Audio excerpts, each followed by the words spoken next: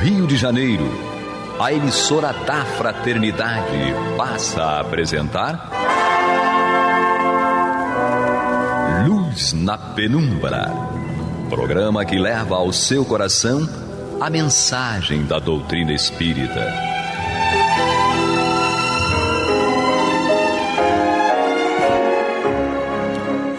E com vocês, André Afonso Monteiro, para o estudo do livro A Gênese, da obra codificada por Allan Kardec. Olá, amigos, eu sou Carlos Alberto. O programa Luz na Penumbra, nós vamos estudar o livro A Gênese e também querendo saudar a todos os nossos amigos ouvintes e internautas. E estamos estudando o capítulo 16, Teoria da Presciência, dando continuação no item 8 do livro A Gênese, de Allan Kardec. O que nos diz o item 8? Além disso, é preciso que se compreenda que essa percepção não se limita ao alcance, mas que abrange a penetração de todas as coisas. Nós o repetimos, uma faculdade inerente e proporcional ao estado de desmaterialização. A encarnação amortece essa faculdade sem, contudo, anulá-la completamente, porque a alma não fica encerrada no corpo, como numa caixa. O encarnado a possui, ainda que sempre em um grau menor do que quando se encontra completamente desprendido. É o que dá a certas pessoas um poder de penetração que falta totalmente a outras. Uma maior precisão no discernimento moral e mais fácil compreensão de coisas extramateriais. Então nós vamos ver aqui na teoria da presciência, ou seja, ter ciência previamente das coisas, né? Então, já diz aqui o nosso querido codificador sobre a questão do desprendimento do espírito, dessa relação maior ou menor de penetração nas coisas que estão limitadas ao alcance da visão normal. Então, nós vamos ver aqui que, como ele diz, a própria encarnação amortece a faculdade, sem, contudo, não anula a faculdade completamente, até mesmo porque o espírito ele não está encerrado no corpo, né? E por ele não estar encerrado no corpo, o espírito ele pode se emancipar, se desprender. E aí, se desprendendo, tem um alcance a visão das coisas, da qual o encarnado ele não vai perder a sua consciência com relação às coisas que foram vistas como num quadro, né? Passa como se fosse numa tela vista. Então o encarnado, ele voltando ao estado normal, ele tem a consciência daquilo do que foi visto, né? Então é o que dá a certas pessoas um poder de penetração que falta totalmente a outras. Então, num grau maior ou menor desse poder, dependendo do desdobramento, da emancipação da alma.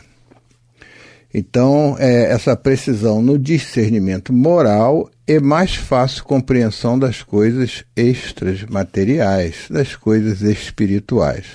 Tá?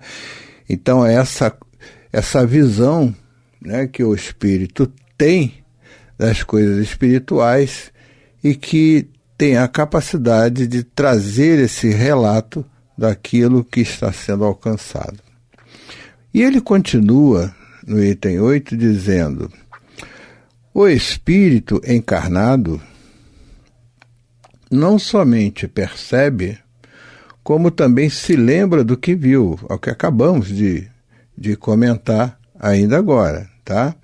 Então isso fica registrado, né, na consciência do encarnado, certo? Então, o espírito viu no seu estado livre, né? E essa lembrança é como um quadro que se desenha em seu pensamento. Na encarnação, ele vê, mas vagamente, e como através de um véu.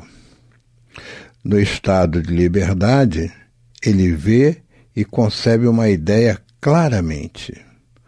O princípio da visão não está fora dele, está nele. É por isso que ele não precisa da nossa luz exterior, pelo desenvolvimento moral.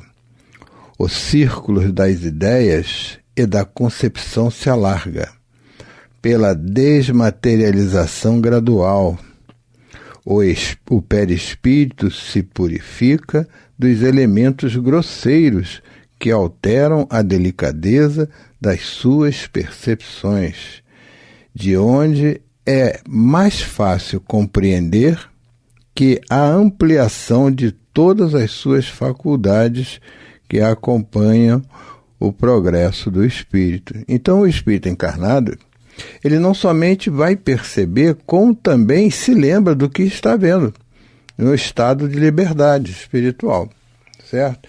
Então, essa é o que falávamos anteriormente, que essa visão é como num quadro. Então, ele registra, né? E essa visão, né, como se fosse desenhada em um quadro, ele registra isso e isso fica em seu pensamento. Então, na encarnação, ele vê mais vagamente, como através de um véu, encarnado, né? Ele pode ter uma visão mais vagamente, como se ele estivesse vendo, né, através de um véu. Já no estado de liberdade, ele vê e concebe uma ideia claramente, né? Então, ele em estado de espírito, com a visão da alma, ele tem uma ideia clara daquilo que ele está vendo, certo? É como se a gente falasse do clarividente. Clarividente é aquele que vê claramente pela sua emancipação da sua alma, do seu espírito. Emancipando-se, tem a visão clara. Então, ele diz assim: o princípio da visão não está fora dele, mas nele, na alma. Então ele não precisa da luz, ele não precisa abrir os olhos para poder ver. Porque o espírito desprendido é a visão da alma, tá? E por isso que os médiuns videntes, né, a sua grande maioria, veem de olhos fechados. Entendeu? Não há necessidade da visão material, da visão física, né? E é por isso que ele não precisa da nossa luz exterior, como falamos.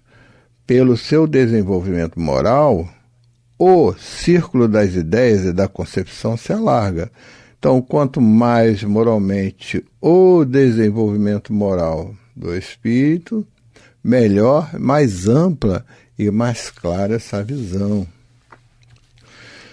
Pelo seu desenvolvimento moral, né? Então, ele vai dizer aqui, pela desmaterialização gradual, o perispírito se purifica dos elementos grosseiros que alteram a delicadeza das suas percepções. Então, quanto mais nos desenvolvemos, né? Quanto mais progredimos, evoluímos moralmente, né? nos esforçando dentro da prática do bem, né, mais vão se ampliando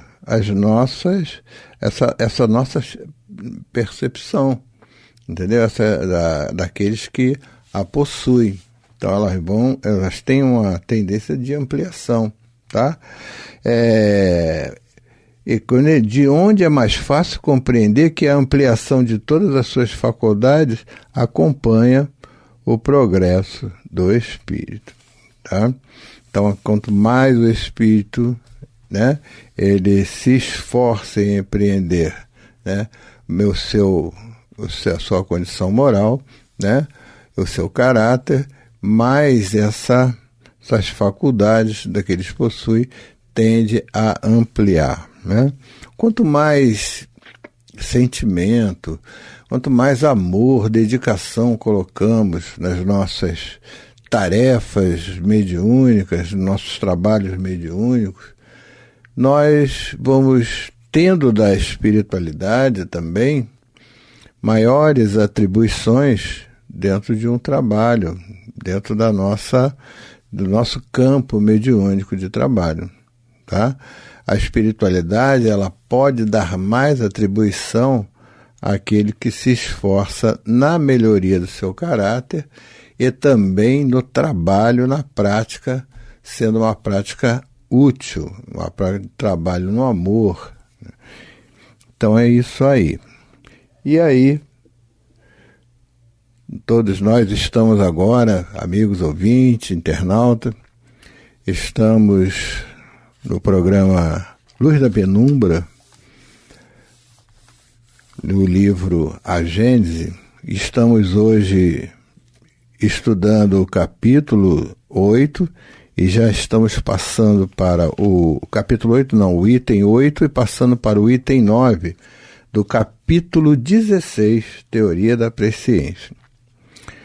Voltando aqui ao nosso estudo, continuando no item 9, Kardec vai nos dizer: é o grau de extensão das faculdades do espírito que na encarnação o torna mais ou menos apto a conceber as coisas espirituais. Então, olha só, vamos prestar bem atenção no que já começa Kardec nos dizendo. É o grau da extensão das faculdades do espírito que, na encarnação, o torna mais ou menos apto a conceber as coisas espirituais, tá? Então nós vamos estendendo esse grau das faculdades do espírito, estendendo, inclusive, melhorando a sua condição moral, tá? Isso aí o torna mais ou menos apto a conceber as coisas espirituais. Porque é aquele que se esforça, né, em estender essa sua condição de esforço moral, é aquele em que os espíritos confiam no seu trabalho, na sua responsabilidade, na sua assiduidade, na sua percepção maior das coisas espirituais que ele vai tendo a partir do momento em que busca essa compreensão, e a espiritualidade lhe dá o crédito de ajudá-lo e ampliar. Então essa aptidão, todavia, não é a consequência necessária do desenvolvimento da inteligência. A ciência comum não a faculta, tanto assim que se vê em pessoas de um grande saber cegas para as coisas espirituais, quanto outras o são para as coisas materiais. A mediunidade, ela é inerente ao homem. Ela está radicada no organismo. Mas pela condição de ser inerente ao homem, poderão temos médios com inteligência, né, com aprendizado, alfabetismo, e também teremos médios sem um desenvolvimento maior da sua inteligência, sem o saber necessário. Mas a mediunidade em si, ela é inerente ao homem, independente de qualquer coisa, da condição dele saber ou não saber, certo? Por isso, nos nossos trabalhos relativos à prática mediúnica, é sempre importante o conhecimento daquilo que nós estamos praticando, que nós estamos realizando, para que a gente possa ampliar as nossas percepções dentro do trabalho, entendeu? E também facilitar o trabalho dos espíritos que nos utilizam como medianeiros, certo? Então a ciência comum não a faculta, tanto assim que vêm pessoas de grande saber, tão cegas, para as coisas espirituais, quanto outras o são para as coisas materiais. São refratárias e elas, porque não a compreende, isso significa que o seu progresso ainda não se realizou nesse sentido. Enquanto que se vêem pessoas com uma instrução e uma inteligência comuns compreendê-la com a maior facilidade, o que prova que elas já tinham uma intuição prévia dessas coisas.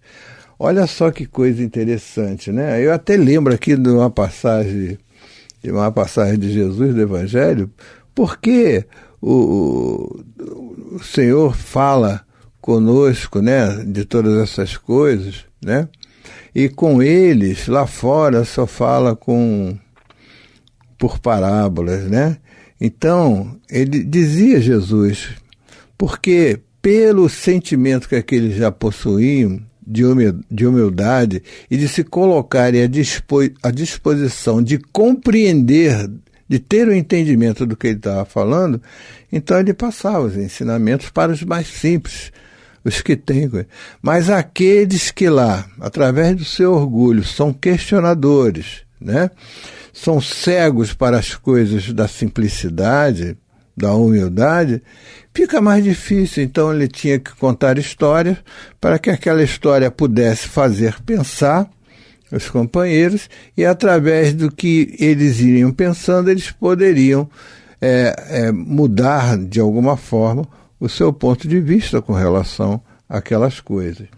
Então, o que dizia Jesus? Que para estes é uma lembrança retrospectiva do que viram e do que souberam, seja na erraticidade, seja em suas existências anteriores, assim como outras pessoas têm a intuição de línguas e de ciências que dominam. Então, olha só, então para aqueles que ele está falando a prova de que já tinham uma intuição prévia dessas coisas, como se a gente já tivesse trazido isso já desenvolvido, né, na nossa alma, né? Então, para este, é uma lembrança retrospectiva do que viram e do que souberam. Então, isso já está registrado nos seus arquivos de memória, entendeu? Então, seja na erraticidade, seja visto lá, ou seja em suas existências anteriores, assim como outras pessoas têm a intuição de línguas, de ciências que dominaram. Então, que ficou registrado o conhecimento de, muitas vezes, de línguas diferentes, línguas estrangeiras, e de pessoas que, muitas vezes, têm em seu registro conhecimento científico, né? Isso é bem interessante, tá? Então, a espiritualidade, ela busca, né, nesses arquivos de memória, a necessidade daquele momento da mensagem ou do trabalho que está sendo realizado. E aí, nós vamos entender que no item 10, ele vai nos falar que a faculdade de trocar seu ponto de vista e de torná-lo mais alto não dá somente a solução do problema da presciência. É, além disso, a chave da verdadeira fé, a fé sólida. É também o mais poderoso elemento da força e resignação, a aceitação do coração, né? Visto que, de lá, com a vida terrestre, aparecendo como um ponto na imensidão, compreende-se o pequeno valor das coisas, vistas de baixo, parecem tão importantes. Nós temos um olhar de baixo, né? Então todas as coisas que nos aparecem, que estão ali na nossa visão, no nosso alcance, elas têm uma medida, vamos dizer assim, de importância, né? Então os incidentes, as misérias, a vaidade da vida se apequenaram à medida que se desenrola o imenso, magnífico horizonte do futuro. Tá? Então todas aquelas coisas poucas ainda, né, que vivíamos, elas vão se ampliando, né, à medida que nós vamos tendo esse horizonte do mundo, do futuro, né? Então aquele que vê as coisas deste mundo desta forma é pouco ou nada atingido pelas vicissitudes. E, por isso mesmo, também é feliz o quanto se pode ser aqui na Terra. Então, aquele que vê as coisas deste mundo dessa forma é pouco ou nada atingido pelas vicissitudes. E, por isso mesmo, também é feliz o quanto se pode ser aqui no planeta Terra. Certo? É preciso, pois, lastimar aqueles que concentram seus pensamentos na estreita esfera terrestre, porque eles experimentam em toda a sua força a repercussão de todas as atribulações que, como aguilhões, os atormentam incessantemente. Então aqui vamos finalizando o nosso item 10 da teoria da presciência, mostrando o quanto é importante nós, mais uma vez frisando, nós ampliarmos o nosso conhecimento, a nossa sabedoria em relação àquilo que nós estamos buscando empreender. Arregaçarmos as mangas para sermos mais úteis dentro do trabalho no bem. Então essa importância de descortinarmos o véu da ignorância vai nos ampliar essa percepção maior, né? Essa perspectiva maior de trabalho espiritual, né? E nos dará sempre uma força a mais para vencermos as atribulações da vida terrena tão normais na nossa condição, do qual nós tenhamos força para ampliarmos essa nossa condição de trabalho espiritual. E aqui finalizamos o nosso querido programa Luz na Penumbra, estudando a Gênese, finalizando o capítulo 10, o item 10, melhor dizendo, do capítulo 16, Teoria da Presciência. Um grande abraço a todos os nossos ouvintes, a todos os nossos internautas. Muita paz em seus corações. Você está ouvindo o programa Luz na Penumbra.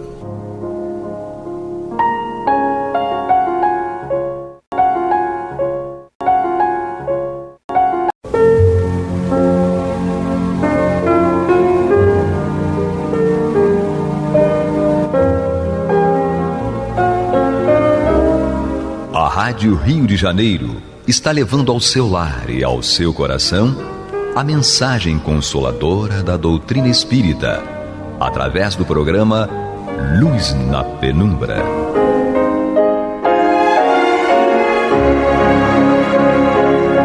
E agora com vocês, Nádia do Couto Vale, para comentar o céu e o inferno ou a justiça divina segundo o Espiritismo, da obra codificada por Allan Kardec. Amadas e amados ouvintes internautas, que a paz de Jesus permaneça conosco hoje e sempre. Nós continuamos nosso estudo aqui pela Rádio Rio de Janeiro, a emissora da Fraternidade, no programa Luz na Penumbra. Continuamos o nosso estudo agora já no capítulo 4 da segunda parte, no qual o nosso querido codificador Allan Kardec nos traz o depoimento, a trajetória, o retrato do espírito Clare, que foi naturalmente classificado pelo nosso codificador Allan Kardec como um espírito sofredor, porque este é o capítulo no qual Kardec nos apresenta os espíritos por ele classificados como sofredores. Ele, de imediato, nos apresenta Clare. Ele diz que trata-se de uma senhora que o médium conhecera quando na Terra. A sua conduta, como seu caráter, justificam plenamente os tormentos que lhe sobrevieram.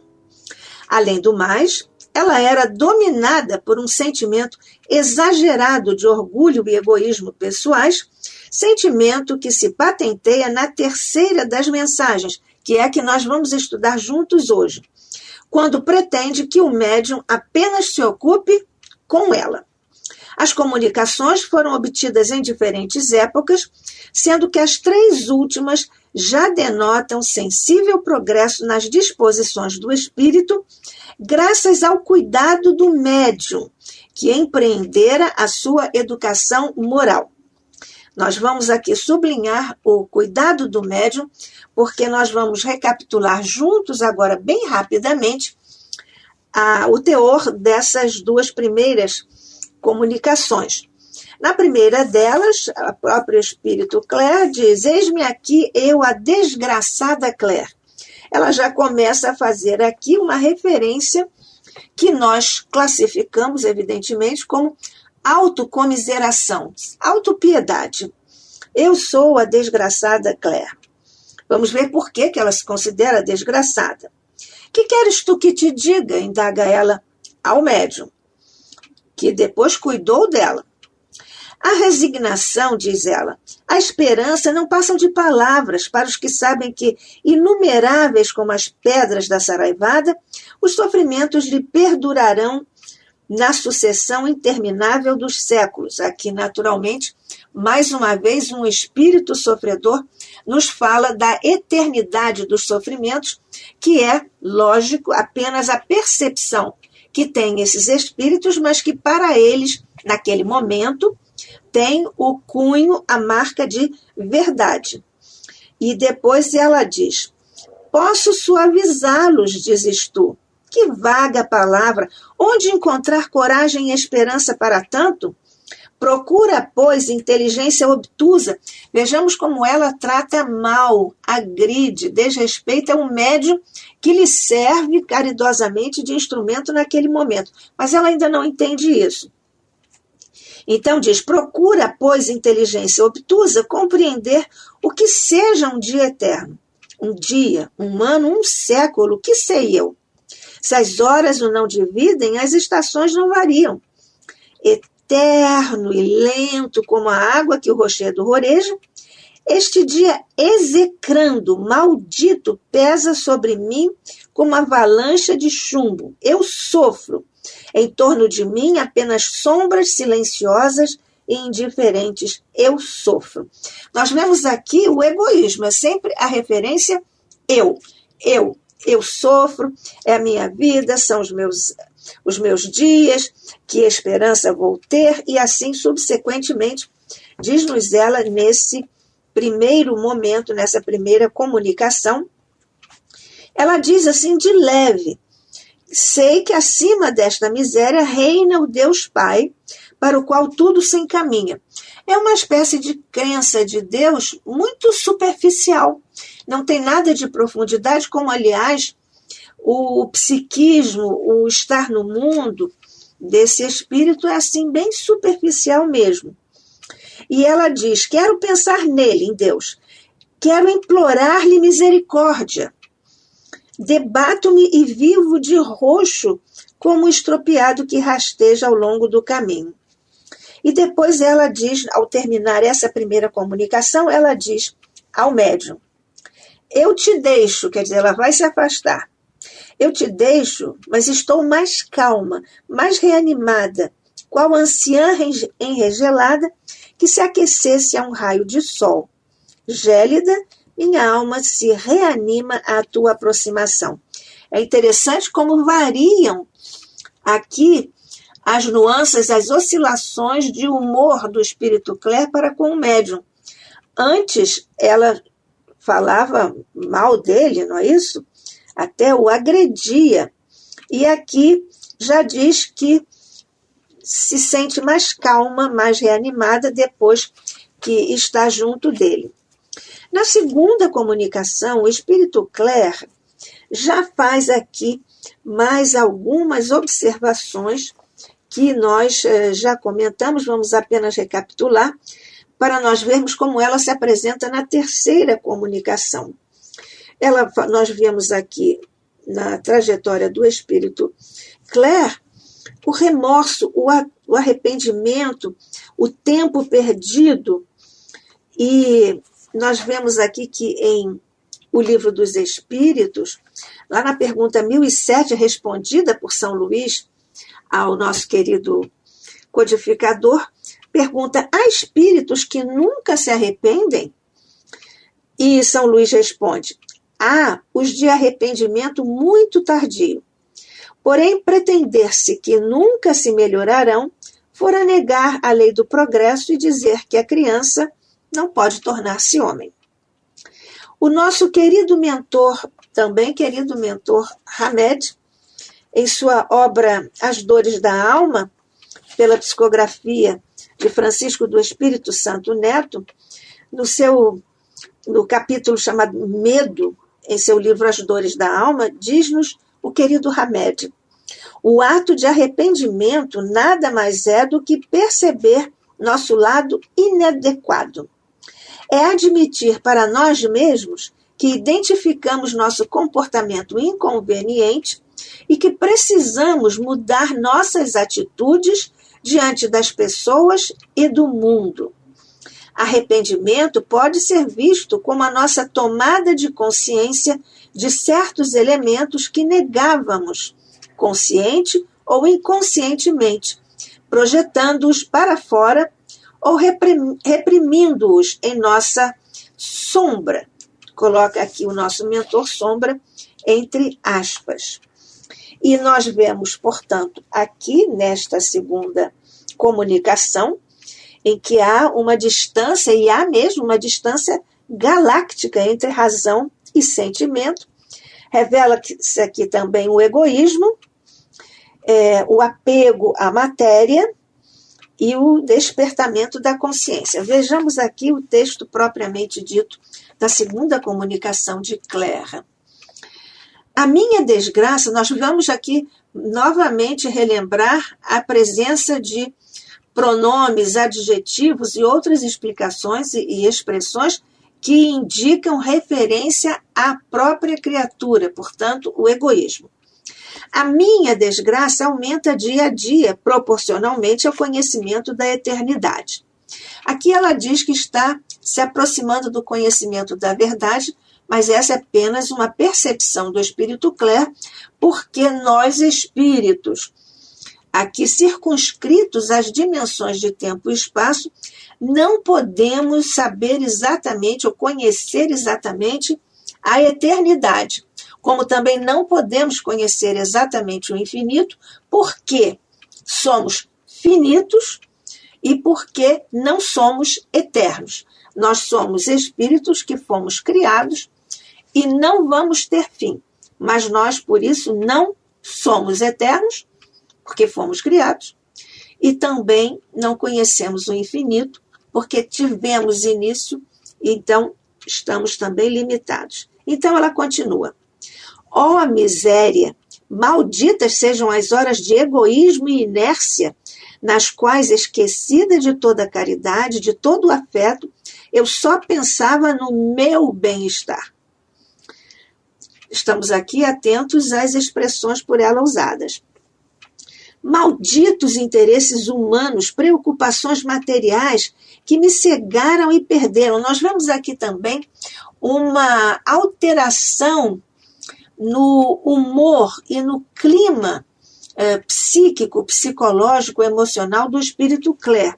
Lembrando que na apresentação, nosso querido codificador Allan Kardec esclareceu que essas comunicações do espírito Claire foram dadas em diferentes momentos, portanto, medeia aqui um tempo especialmente considerável entre uma e outra comunicação, e aqui na terceira nós já vemos essas alterações, porque ela aqui diz malditos interesses humanos, que eram o centro da sua vida enquanto encarnada. Preocupações materiais que me cegaram e perderam. Ela já coloca na escala de valores que essas preocupações materiais não lhe fizeram bem, não fazem bem. E ela diz que me cegaram e me perderam. Cegaram porque ela deixou de poder perceber os valores superiores do espírito na vida futura, que já é aqui o presente para ela nesse momento, e então ela se perdeu nesse emaranhado de solicitações inferiores da matéria. Então diz ela, agora o remorso do tempo perdido. Que te direi a ti que me ouves? Olha, vela constantemente, ama os outros mais que a ti mesmo. Não retardes a marcha, nem engordes o corpo em detrimento da alma. Nós vemos aqui um substancial retorno às questões fundamentais do espírito. Por que dizemos retorno? Porque a lei de Deus está inscrita na consciência. Ela se perdeu com as preocupações materiais, mas agora vem à tona o que constitui a nossa essência, que está no nosso psiquismo profundo. E ela dá até esses conselhos. Olha, vela constantemente, ama os outros mais que a ti mesmo, não retardes a marcha, nem engordes o corpo em detrimento da alma. Vela, conforme pregava o Salvador aos seus discípulos. Aqui ela já se ligou a Jesus. Não me agradeças estes conselhos, porque se o meu espírito os concebe, o coração nunca os ouviu. Nós vemos aqui, então, a distância imensa que medeia entre a razão e o sentimento.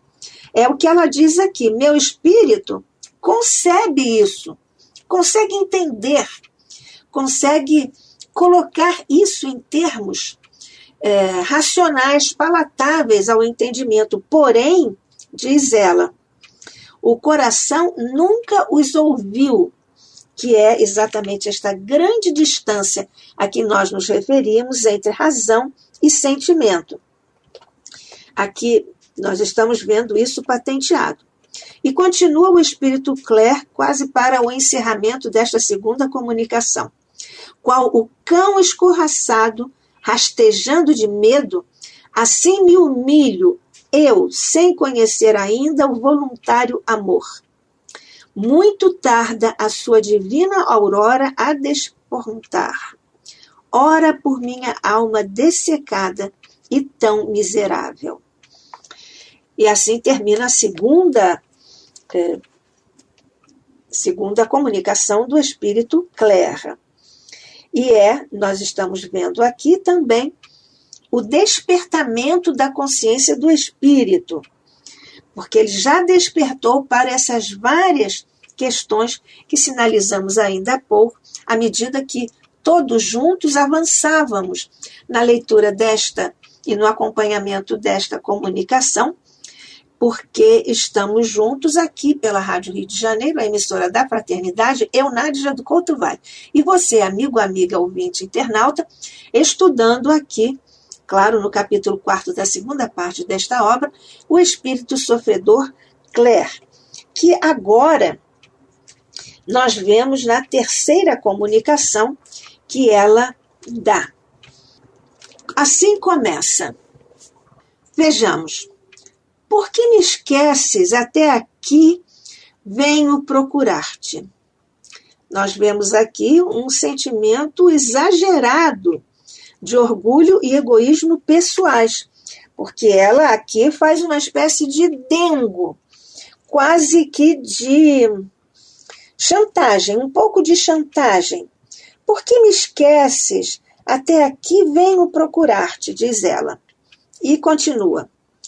Acreditas que preces isoladas e a simples pronúncia do meu nome bastarão ao apaziguamento das minhas penas?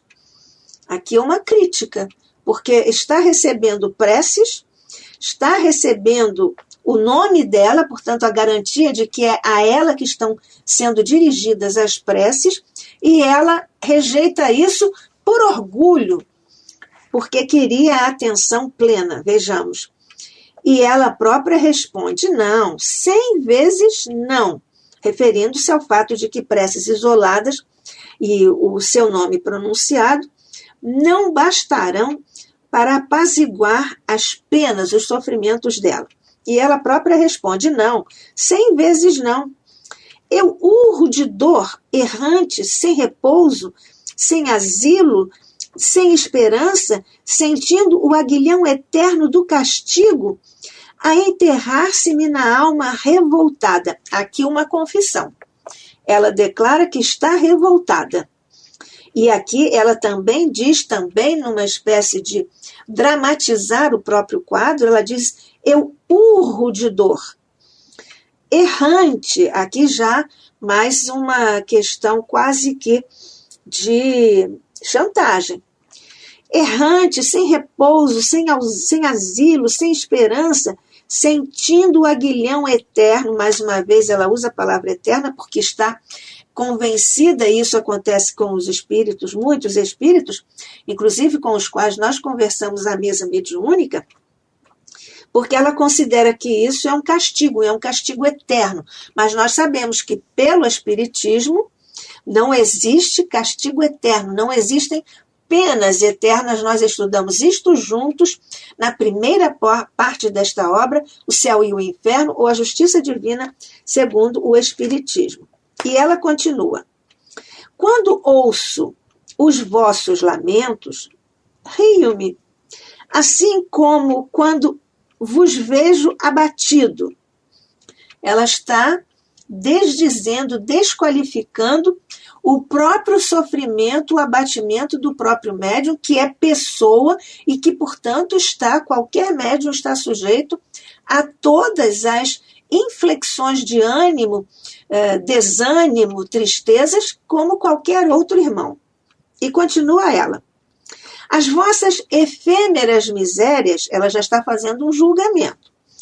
As vossas efêmeras misérias, as lágrimas, tormentos que o sono susta, que são.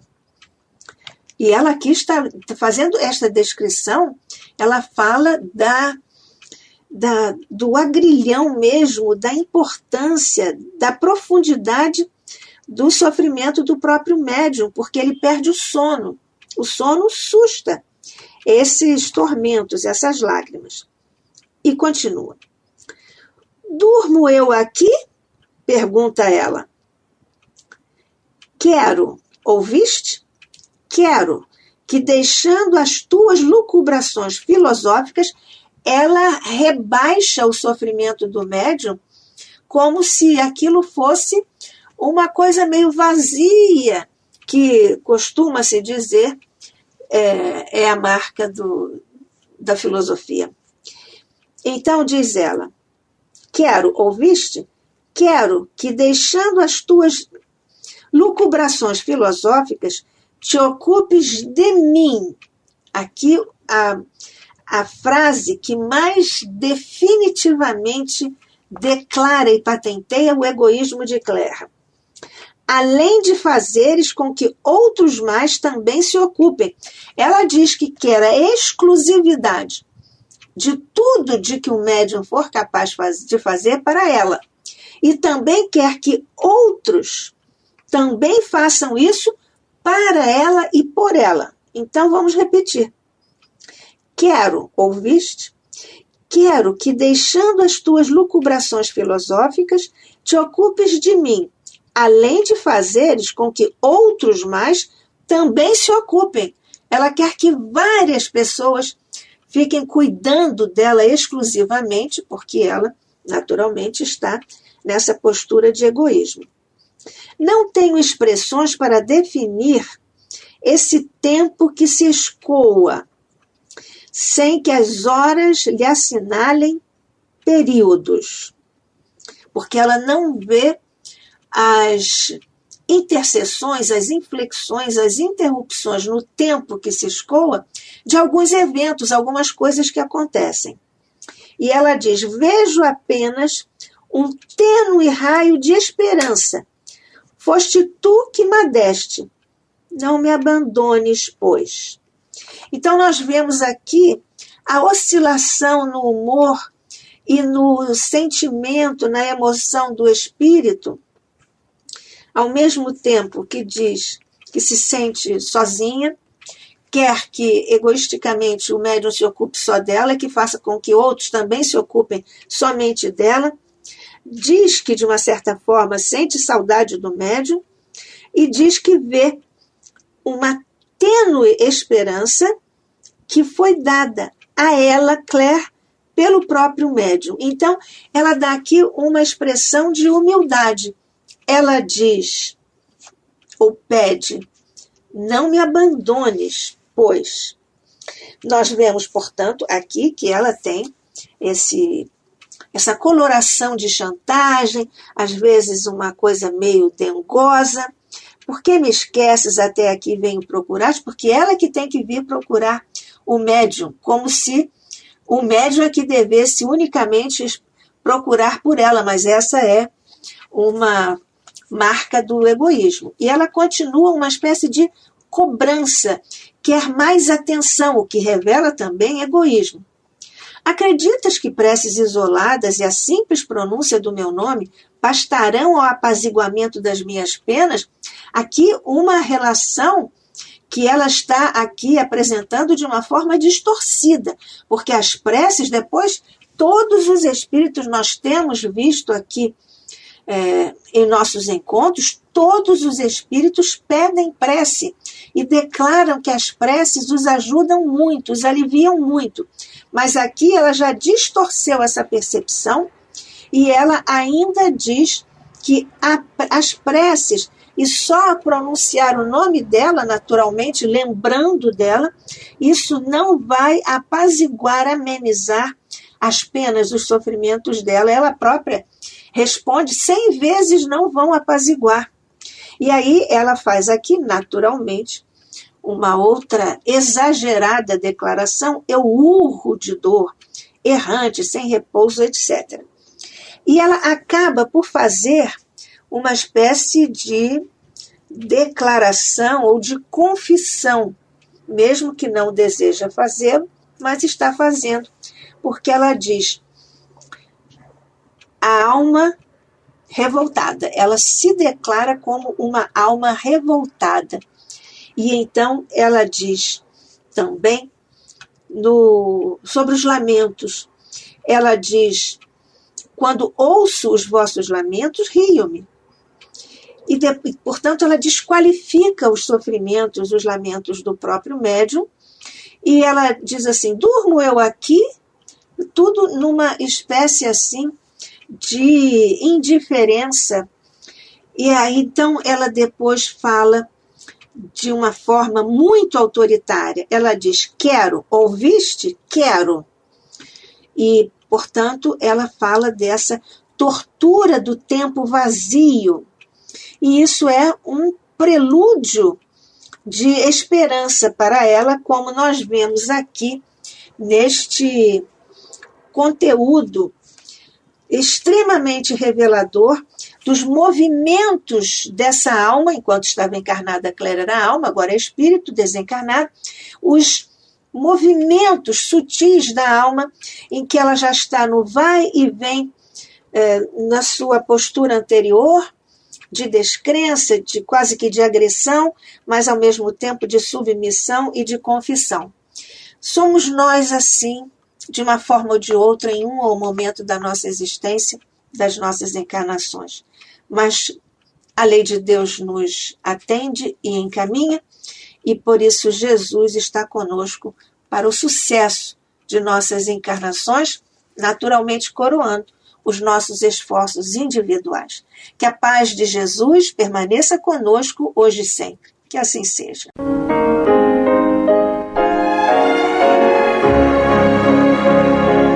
E vamos ouvir agora a prece de encerramento de nosso programa, na voz de Geraldo de Aquino.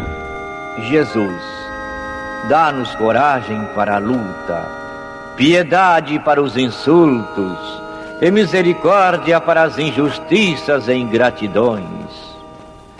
Limpa nossa alma de inveja e ambições mesquinhas, de ódio e de vingança o nosso caminho.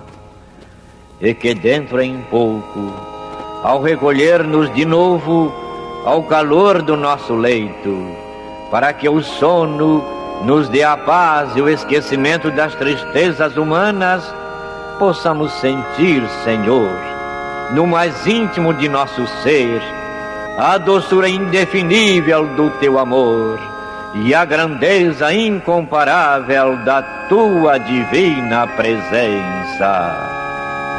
Que assim seja.